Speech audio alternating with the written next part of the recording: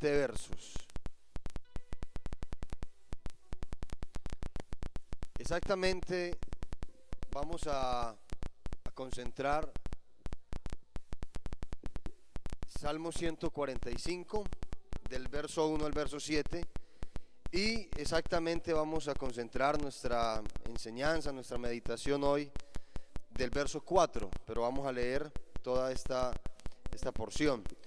Dice la palabra de Dios: te exaltaré, mi Dios, mi Rey, y bendeciré tu nombre eternamente y para siempre.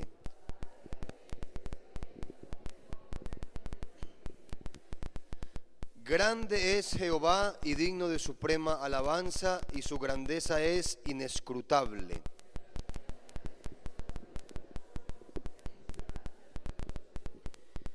En la hermosura de la gloria de tu magnificencia y en tus hechos maravillosos meditaré.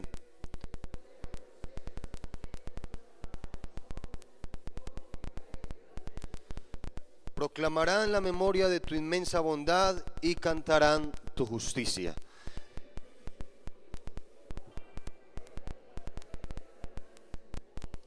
Amén. Dejemos hasta ahí, hermano. El verso 4 dice: generación a generación celebrará tus obras y anunciarán tus poderosos hechos. Vamos a orar para que sea Dios hablando esta mañana, que sea Dios trayendo una palabra. Dios sabe qué momento, qué necesidad está viviendo cada uno de nosotros, y yo sé que con la palabra de Dios siempre ha sido y será suficiente. La palabra de Dios, hermano, es verdad y trae vida a la nuestra. Así que oremos esta mañana. Señor Jesús, Padre Celestial, te damos gracias, Dios, por permitirnos estar delante de tu presencia que nos transforma y que nos cambia. Gracias, Dios, por habernos llamado, por salvarnos y por permitirnos congregarnos esta mañana para escuchar tu palabra, para oír tu voz. Habla, Dios, a cada una de nuestras vidas. Trae una palabra, Dios, de refrigerio. Trae una palabra a cada corazón, Señor Jesús. Inspira tu palabra en mis labios, Dios. Oh, que esta enseñanza, Dios, pueda ser recordada en algún momento de la vida. En el nombre de Jesús, que sea de provecho, que traiga vida a nuestra vida. En el nombre de Jesús, amén y amén. Cantemos ese coro que dice: te exaltaré, mi Dios, mi Rey, y bendeciré tu nombre eternamente y para siempre. Te exaltaré, mi Dios, mi Rey, y bendeciré tu nombre eternamente y para siempre. Cada día te bendeciré y alabaré tu nombre eternamente y para siempre. Grande es Jehová, digno de suprema alabanza, y su grandeza inescrutable. Cada día te bendeciré y alabaré tu nombre eternamente y para siempre. Grande es Jehová, digno de suprema alabanza, y su grandeza inescrutable. Cada día te bendeciré, te exaltaré, mi Dios, mi Rey, y bendeciré tu nombre eternamente y para siempre. Cada día te bendeciré y alabaré tu nombre eternamente y para siempre. Grande es Jehová, digno de suprema alabanza, y su grandeza inescrutable. Cada día te bendeciré. Grande es Jehová, digno de suprema alabanza, y su grandeza inescrutable. Cada día te bendeciré. Amén. Gloria a Dios. ¿Cuántos dicen gloria a Dios? Gloria al nombre de Jesús. Pueden estar cómodos, mis hermanos. Bendito el Señor. Generación a generación celebrará tus obras. La palabra, hermano, generación en la Biblia pues se usa para significar varias cosas.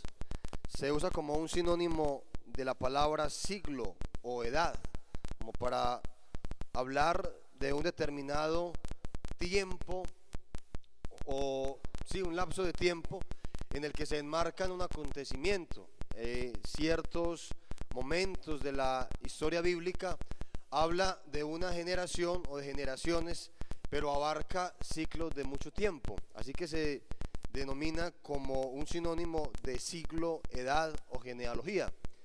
Pero también en términos, digamos, literales, los judíos hablaban de una generación como un ciclo de 33 años, en el que se suponía que la generación que había nacido a los 33 años ya estaba recibiendo otra, y entonces se manejaba como en ciclos de 33 años. En términos generales podemos hablar de que una generación denota un grupo de personas que a manera, digamos, colectiva viven en un mismo momento de la historia y que están enmarcadas por diferentes situaciones, pero que están viviendo en el mismo momento, en el mismo tiempo.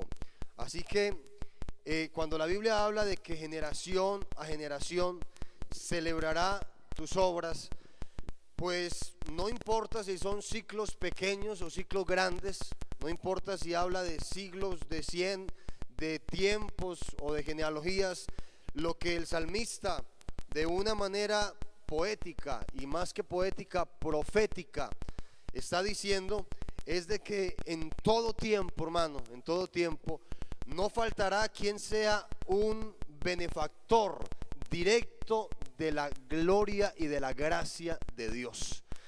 Porque hablar de que celebrarán tus obras, pues uno normalmente celebra lo que tiene que ver con uno. Yo le aseguro que el miércoles unos lloraron y otros celebraron los goles, y fueron goles, pero unos lo lloraron y otros lo celebraron. Así que cuando dice la Biblia que generación a generación celebrará tus obras, quiere decir que en todo tiempo ha existido y hemos existido personas que podemos decir que Dios no es un invento, que Dios no es una fantasía, que Dios no nos lo inventamos nosotros porque estamos muy necesitados de tener algo en que creer, sino que nosotros hemos sido testigos de que muchas cosas han pasado en nuestra vida que de no ser por la intervención de Dios no habrían ocurrido.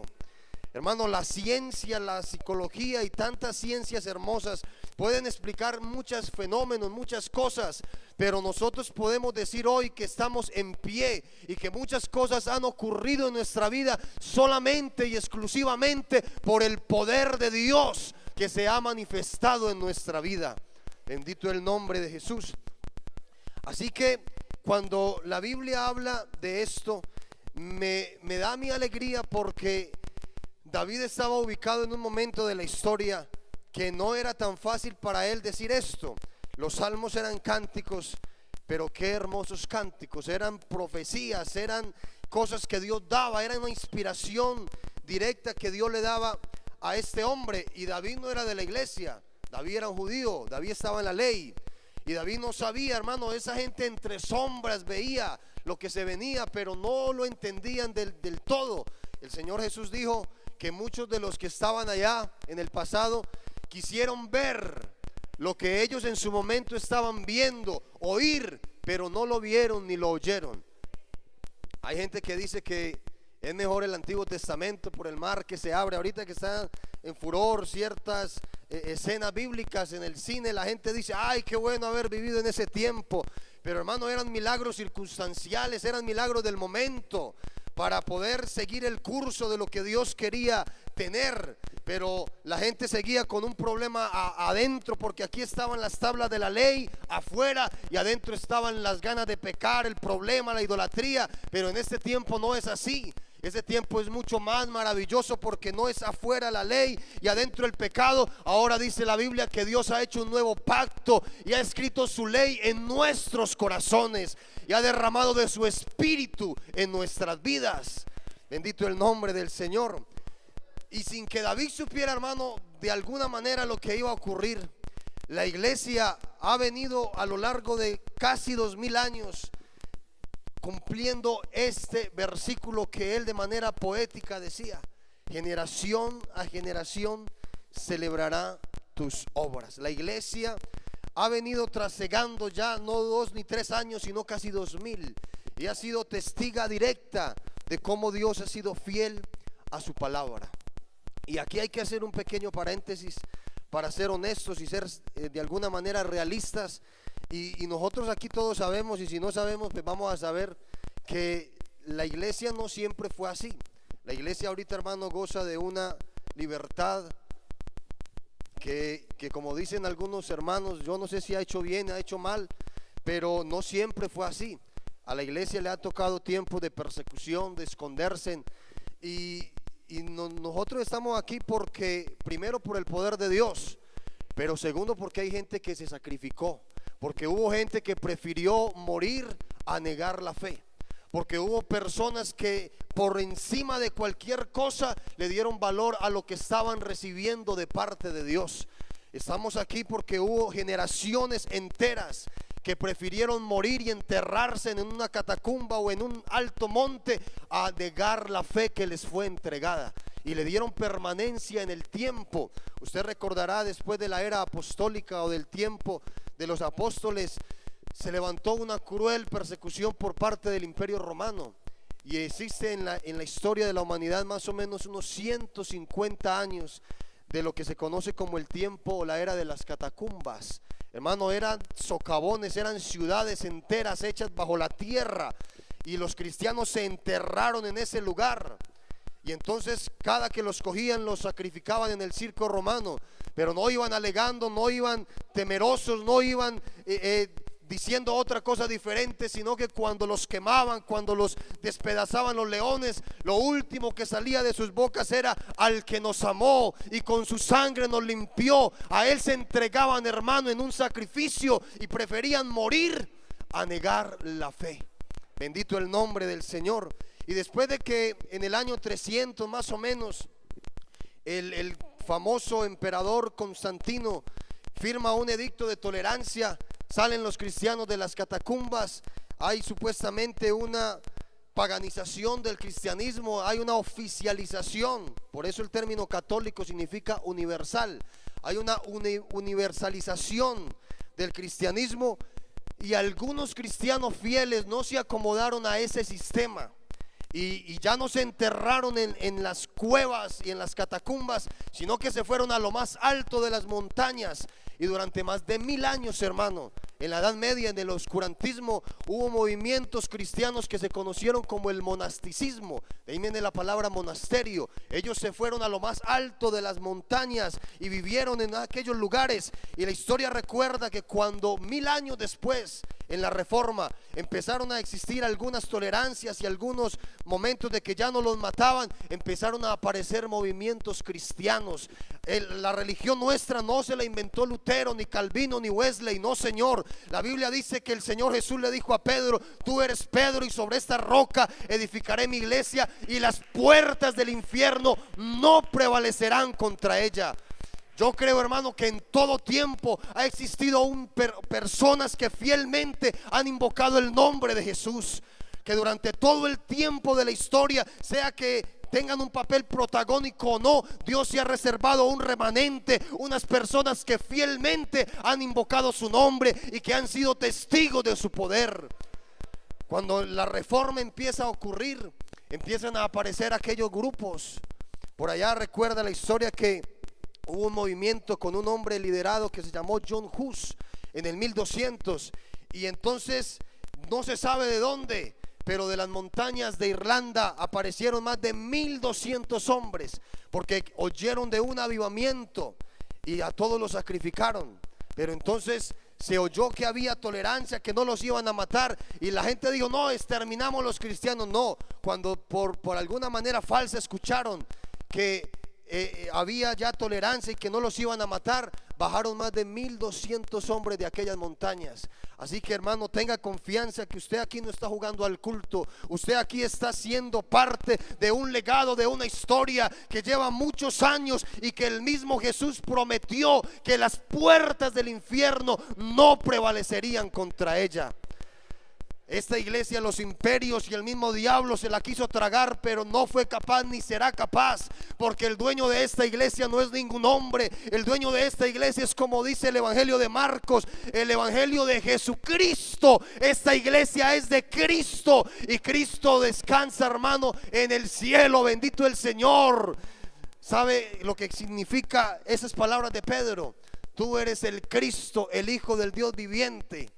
Y Jesús le dijo, sobre esta roca, sobre esa declaración, haré mi iglesia, la edificaré.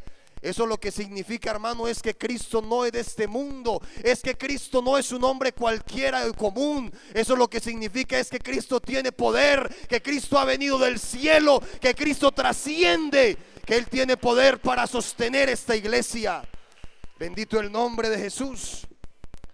Aleluya. Así que la iglesia, el movimiento, la fe a la que usted y yo pertenecemos, trae una historia, trae un legado.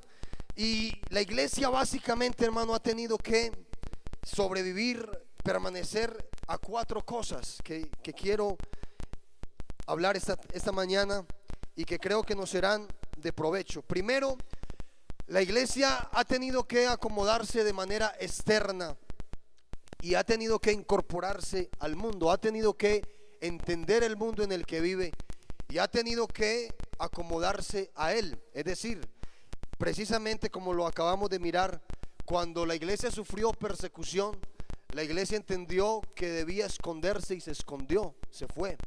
Cuando la iglesia ha venido viviendo otros momentos, la iglesia se ha venido acomodando, y acomodando en el buen sentido de la palabra, porque este acomodar no es conformarse. Este acomodarse no debe entenderse como relajarse y apacentarse, no. Es acomodarse en el sentido de que la iglesia ha entendido el tiempo y el momento en el que ha estado, y cada generación ha sido capaz de que, por muy cruel que sea la persecución o por muy suelta que sean los criterios, la iglesia ha venido estableciendo unas pautas en las que el mundo de afuera no intervengan en la comunión interna. Antes lo mataban, entonces se escondían. Hoy, hermano, usted puede hacer lo que quiera y a la gente no le importa. Antes lo incentivan a que peque. ¿Y qué tiene de malo esto y qué tiene de malo aquello? Hoy en día no lo van a matar. Hoy en día, antes se lo burlan si no hace cualquier cosa. Hoy en día ya no hay persecución. Hoy en día ya a nadie le importa lo que usted haga. Y entonces la iglesia no puede decir, bueno, ya no nos importa, hagamos lo que sea. No, la iglesia se ha venido acomodando y es inteligente, y dice, así a ellos no les importe lo que hagamos, a nosotros sí, porque nosotros no nos debemos a ellos, nosotros nos debemos a aquel que murió en la cruz del Calvario por nosotros. Bendito el nombre de Jesús. Así que la iglesia, hermano, ha sido inteligente en todo tiempo y se ha acomodado al mundo que la rodea. Sea para decir, no vamos a morir, prevaleceremos, eso tiene que dársele continuidad. O sea para decir, así no te importe lo que hagamos y quiere que nos mundanicemos, nos vamos a quedar firmes porque el Señor nos ha hecho fieles. Bendito el nombre de Jesús. Y internamente, hermano, eso externo, y la iglesia internamente ha tenido que sobrevivir a 3 cosas. Ha tenido que venir sobrellevando 3 cosas. La primera es, indiscutiblemente, ha tenido que darle permanencia en el tiempo, en los idiomas y en el espacio. Ha tenido que darle permanencia a la palabra de Dios. Si alguna iglesia, hermano, y si algún, digamos, ente de la sociedad ha sido protagonista de darle vida y permanencia en el tiempo a la Biblia, ha sido la iglesia. Porque ella es la que precisamente le ha guiado y le ha dado esperanza. Dios en ese tiempo a nadie habla, o también sí, en algún momento en sueños o en visión, pero comúnmente Dios habla es por su palabra. Y todos los que hemos tenido tribulación hemos hallado un momento de de refrigerio en la palabra de Dios. Todos los que han muerto, hermano, mártires, han encontrado refugio en la palabra de Dios. Y todo momento difícil que usted esté pasando, usted no busque tanto ayuda en otro lado, sino que refúgiese en la palabra de Dios. Cuando venga a su vida alguna prueba, alguna tentación, alguna situación difícil, no se llene de pensamientos negativos, sino que venga a su mente la palabra de Dios. Hermano, porque Satanás siempre intentará estropear la obra de Dios, pero recuerde con qué fue que refutó el Señor Jesús la obra de Satanás: con la palabra de Dios. Siempre que venga a su vida alguna cosa difícil, refútela y convénzase de que la palabra de Dios es fiel y verdadera, de que permanece para siempre y de que cielos y tierra pasarán, pero la palabra de Dios no pasará. Hermano, Dios es fiel. La Biblia dice que esta palabra es fiel y digna de ser creída por todos. Así que la iglesia le ha dado permanencia en el tiempo a la palabra de Dios. La iglesia siempre ha tenido, yo no sé si usted lo sepa, pero en algún tiempo en el Imperio Romano, tener una Biblia, hermano, era ser, no, ni siquiera ser profesante de la fe, o sea, ser cristiano declarado. El solo hecho de tener una Biblia, y ni siquiera una Biblia entera, un ejemplar del Nuevo Testamento, un libro de Isaías, de los Salmos, de lo que fuera, ya era suficiente razón para que usted lo sometieran a un juicio y lo quemaran en una hoguera. Y hubo un emperador, que no recuerdo el nombre, que hizo una campaña impresionante en la que regaló tierras y hizo una cantidad de cosas con tal de destruir la Biblia. Y quemaron pilas de ejemplares de la Biblia en plazas públicas y las quemaban y las destruían. Y al que cogían con una Biblia era como si hoy cogieran a un delincuente con droga o con armas, lo metían en la cárcel y la Biblia tenían que esconderla en sacos de maíz, en sacos de arroz, en lo que fuera, porque era algo ilegal en términos del Imperio Romano. Si a usted lo cogían con una Biblia, con un ejemplar, con un texto cualquiera, entonces a ese lo quemaban y usted era objeto de juicio y podía morir en una hoguera. Alguien que cogieran con 2 o 3 Biblias, hermano, eso no era como hoy repartiendo, regalando gedeones, no, eso era diferente. Pero la iglesia supo darle valor a esto, y fuera enterrada en una cueva, fuera por allá encumbrada en un monte, la iglesia tenía la Biblia, que es la palabra de Dios. Bendito el nombre de Jesús.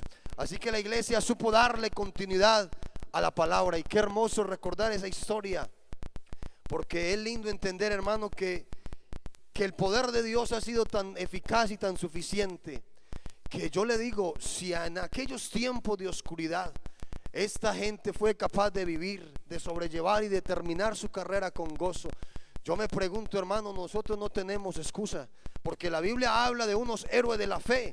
Y si nosotros pudiéramos seguir agregando a esas páginas de Hebreos, tendríamos que seguir agregando gente que se ha sacrificado, que se ha entregado, y que tenemos una más enormemente todavía nube de testigos, de gente que dice: no te preocupes, que Dios cumple, no te preocupes, que Dios fortalece, que Dios llena y que Dios cumple. Bendito el nombre de Jesús, bendito el Señor. Así que la iglesia ha venido sobreviviendo a esto. Y la iglesia, hermano, para darle continuidad a su mensaje, ha tenido también que ser capaz de sobrevivir en ella las manifestaciones del Espíritu Santo y del poder de Dios. Porque igual la iglesia pudiera estar hoy como está, pero figúrese que, por ejemplo, hablar en lenguas fuera una cosa histórica, que dijéramos: no, los primeros cristianos hablaron en lenguas y ya. O dijéramos que a los primeros cristianos se les fue dado el imponer las manos sobre los enfermos y estos sanaban. Y hablar de esto como si fuera historia patria, decir que eso ya no pasa. Pero la iglesia en el tiempo, por el poder de Dios, ha sido capaz de darle vida y de sostener las manifestaciones del Espíritu Santo. Y nosotros creemos en la sanidad divina. Nosotros le decimos a los enfermos que pasen acá y oramos por ellos. Nosotros hemos sido testigos de milagros en nuestra propia vida, porque nosotros creemos en esas manifestaciones de Dios. Aquí la mayoría, y si no la mayoría, muchos hemos y han hablado en lenguas como una señal de que el Espíritu Santo todavía se derrama sobre toda carne. Bendito el nombre de Jesús. La iglesia le ha dado continuidad a esto. Bendito el nombre del Señor.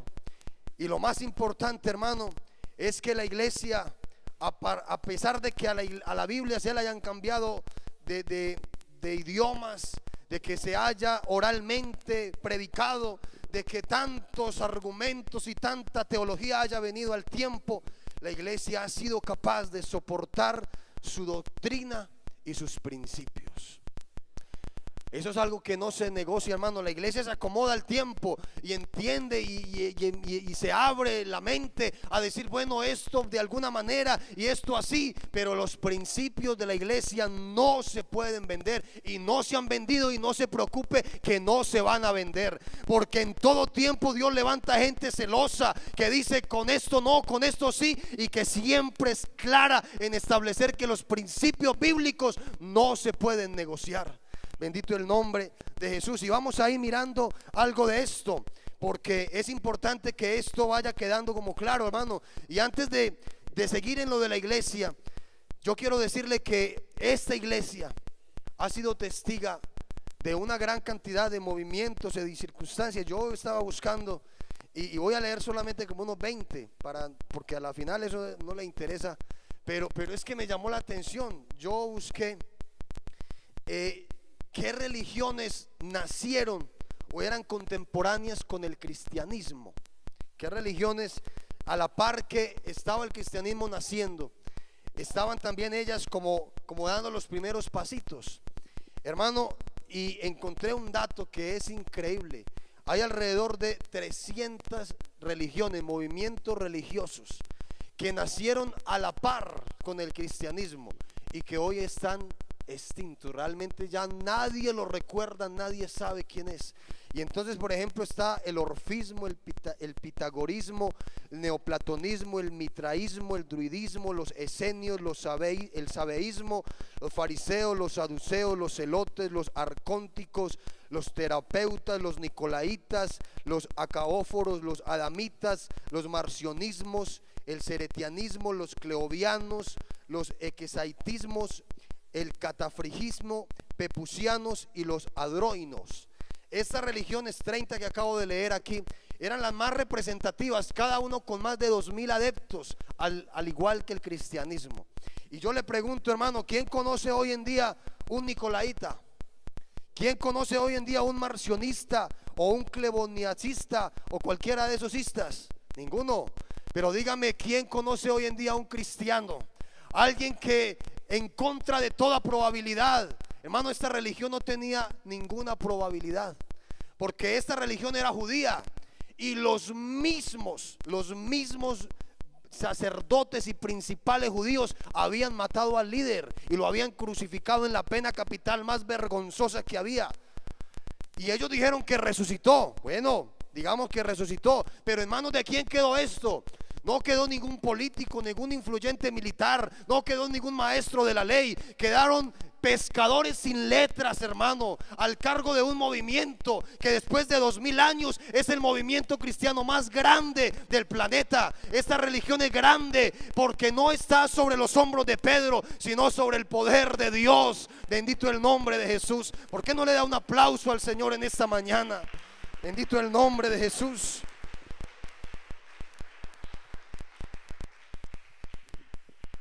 Oh, aleluya. Y no solamente la iglesia ha visto pasar otras iglesias, otros credos, sino que ha visto pasar imperios. Esta iglesia vio pasar el imperio romano, vio pasar el imperio bizantino, vio pasar los califatos de Radishun, de Abbasí y el califato de Omega, que invadieron el mundo. Vio pasar los imperios portugués, el imperio español, el imperio ruso, el imperio británico y el imperio mongol. Y vio pasar las dinastías Yuan y la dinastía Qin. Imperios, dinastías, califatos que invadieron el mundo, hermano, y lo poblaron, que conquistaron casi medio mundo en su momento, cada uno de estas dinastías e imperios. Pero ¿qué hay hoy de la dinastía Yuan en la China o de la dinastía Qin? ¿Qué hay del imperio ruso o británico o mongol? De eso no hay nada. Y la iglesia fue testiga de cómo esos grandes imperios se desenvolvían en el mundo. La iglesia también fue testiga de grandes movimientos sociales, de revoluciones, de guerras, de inventos, de generaciones digitales, de avances, de todo lo que usted quiera. Y la iglesia siempre ha estado ahí, hermano. Siempre ha estado ahí. Y esos movimientos han desaparecido. ¿Qué queda hoy del movimiento hippie? Del nihilismo, del nadaísmo. De eso no queda nada. ¿Qué queda hoy de la guerra mundial? De la ideología de Hitler. ¿Qué queda hoy de esos grandes ideologistas como Marx, como Nietzsche? ¿Qué queda de eso hoy? Queda muy poco. Y la iglesia estaba ahí calladita, a pie, calladita, haciendo su trabajo. Y hoy permanece, hermano, y alumbra como una antorcha que alumbra en un lugar oscuro. Porque cielo y tierra pasará, pero la palabra de Dios no pasará. Oh, aleluya. Bendito el Señor. Así que aquí nadie está jugando al culto. Yo le doy gracias a Dios. Mi familia no es cristiana, no era cristiana. Y yo no tenía ni media razón para estar en la iglesia, hermano. Nadie, yo venía, era destinadito con el sendero listico. Pero el Señor se me atravesó en el camino, hermano.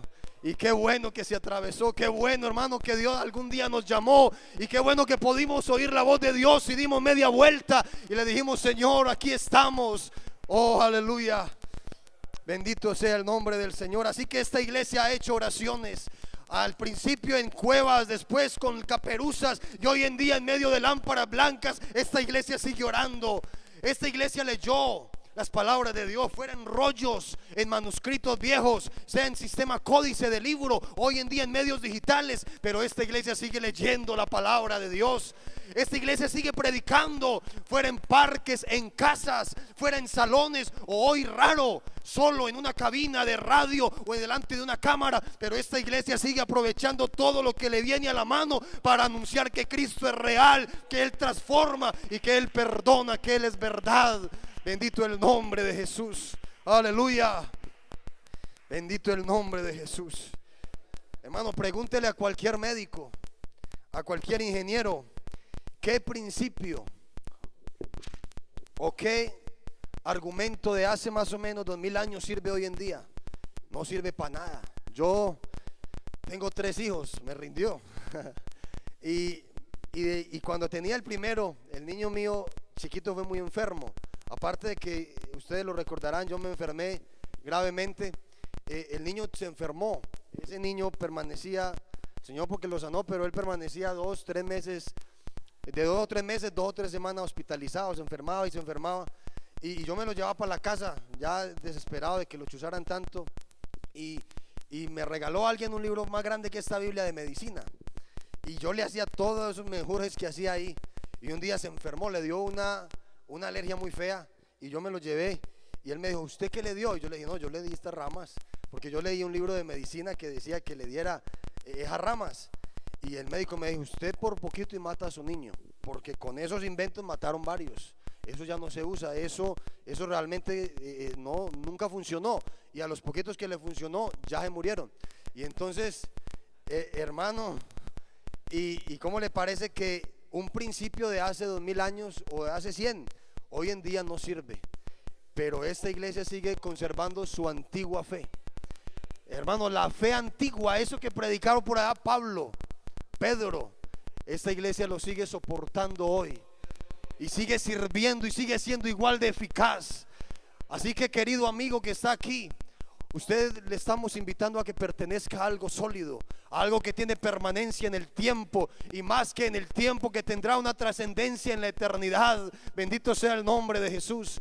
Algo que tiene verdaderamente sentido. Y yo le quiero aquí dar algo más, hermano, porque no se trata solamente de que la práctica exista, sino que se trata de que el sentido de la práctica esté vigente. Es decir, vamos a poner un ejemplo, que no quiero decir nada ni bueno ni malo, sino un ejemplo que se entienda bien. Si usted le preguntara a alguien hoy ¿por qué hace un árbol de Navidad? Él le va a decir que porque es una bonita costumbre. Él le va a decir que él no sabe, a él le parece bonito y la Navidad le parece linda, pero él no le va a hablar de Tamuz, del equinoccio de verano. Él no le va a hablar del solsticio de invierno. Él no le va a hablar de Semiramis. Él no le va a hablar de nada de eso. Él no sabe. Él no tiene idea de dónde viene eso. Él lo hace como una bonita costumbre. Así que eso cambió. Eso hoy en día no significa lo mismo que significó en el comienzo. Si usted le pregunta a alguien por qué disfraza a un niño en Halloween, por ejemplo, él no le va a hablar de druidas, de sacerdotes celtas, él no le va a hablar de días de equinoccio, él no le va a hablar de nada de eso, hermano. Él le va a decir que le parece gracioso que un niño se disfrace de monja o cualquier cosa. A él le parece otra cosa, así que eso cambió. Se sigue haciendo, pero eso cambió.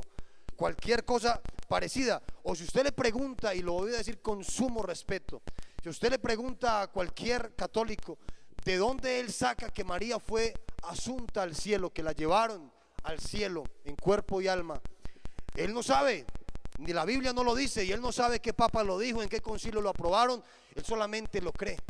Así que no se trata solamente de alegrarnos de que la práctica migra, sino de que el sentido de la misma es el mismo. Es decir, que nosotros tenemos el mismo principio. Yo le voy a poner un ejemplo.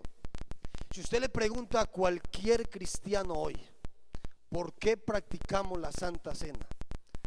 Yo le aseguro que no le van a decir que para compartir. No, hermano, para compartir un momento ahí, para llenarnos, que hay mucha hambre, mucha escasez. ¿Por qué cenamos, hermano?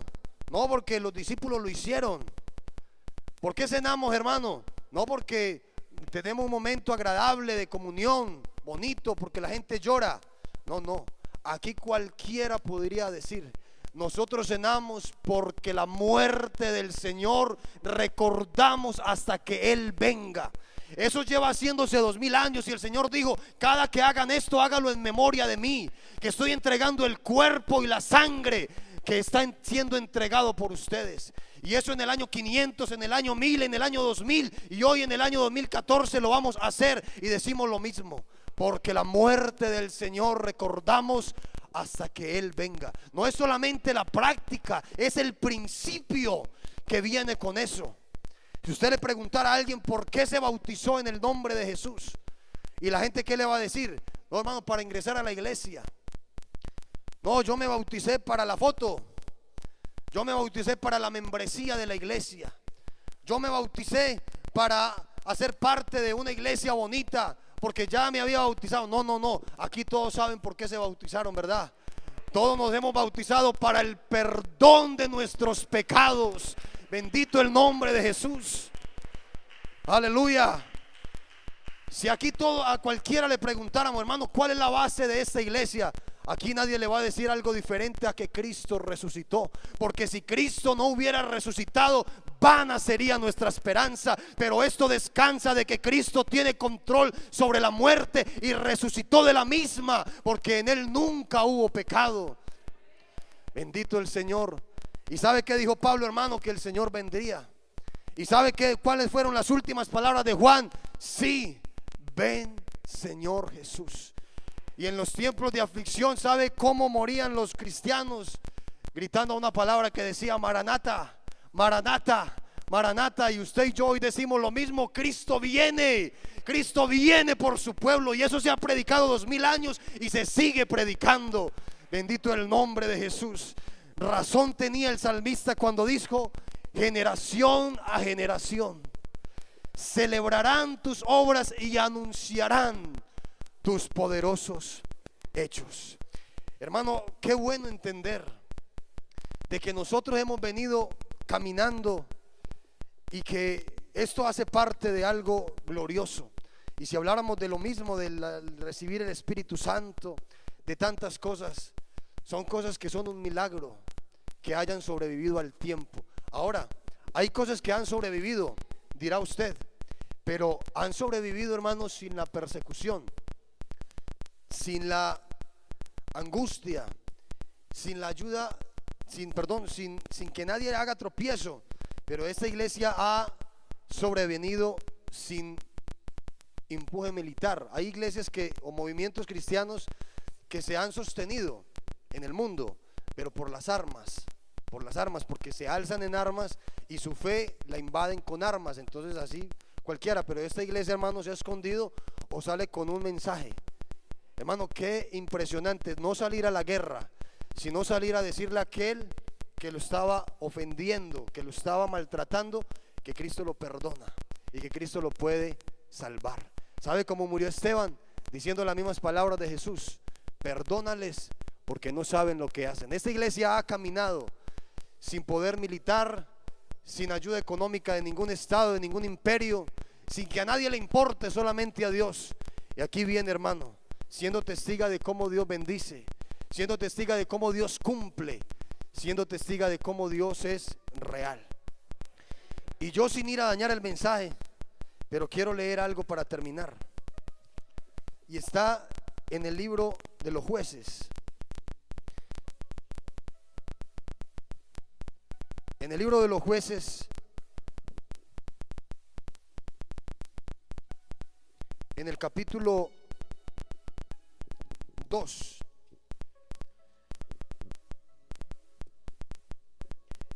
En el capítulo 2 y a partir del verso 8 del libro de los Jueces,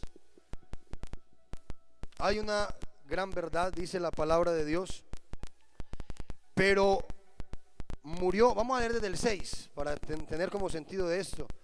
Porque ya Josué había despedido al pueblo y los hijos de Israel se habían ido cada uno a su heredad para poseerla. Y el pueblo había servido a Jehová todo el tiempo de Josué y todo el tiempo de los ancianos que sobrevivieron a Josué, los cuales habían visto todas las grandes obras de Jehová que él había hecho por Israel.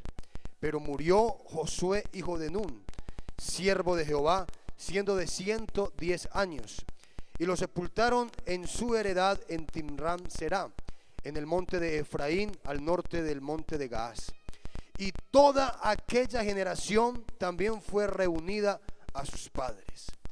Y se levantó después de ellos otra generación que no conocía a Jehová, ni la obra que él había hecho por Israel.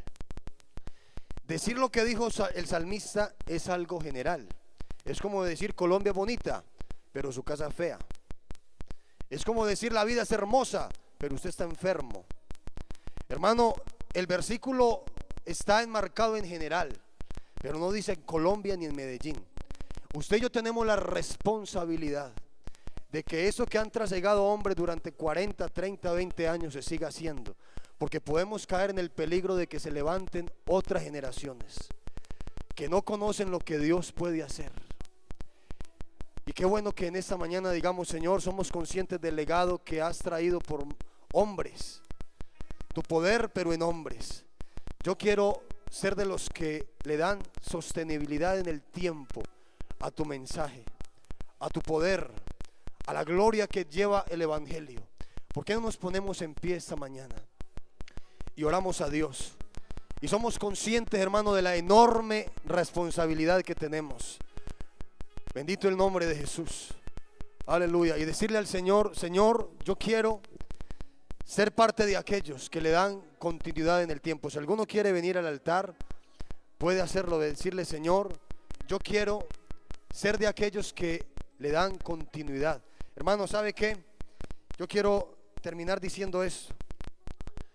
¿Cómo le parece que en el mundo han existido grandes movimientos pentecostales, movimientos del Espíritu Santo, de los cuales hoy en día no hay nada?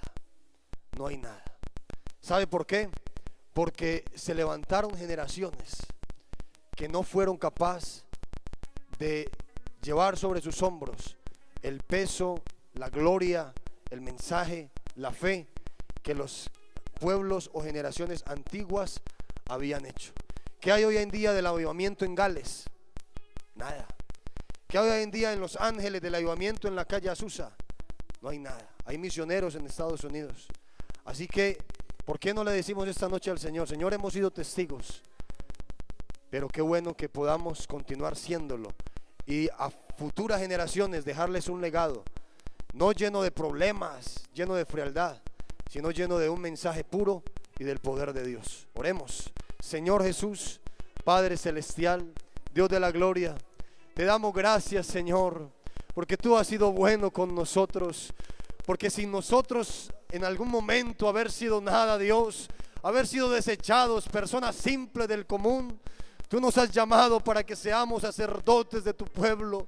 Tú nos has llamado, Señor, para ser escogidos, llamados a esta iglesia, Oh Dios, qué hermosa es tu palabra, qué bonita es tu obra, qué lindo es saber que pertenecemos a algo glorioso.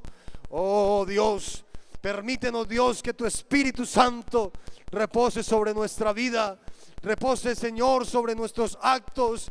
Oh, que nuestra conciencia sea alumbrada, que nuestro entendimiento sea iluminado para entender aquellas grandes verdades que siempre han sostenido este mensaje. Padre celestial, permítenos ser partícipes, Dios, de esta gloria gloriosa que ha acompañado siempre tu pueblo. Permítenos ser testigos otra vez de estos derramamientos de los que se hablan, Señor. Necesitamos tu presencia y tenemos hambre de ti. Oh Dios, somos tu pueblo, Señor. Bendícenos, por favor, en el nombre de Jesús. Amén. Amén.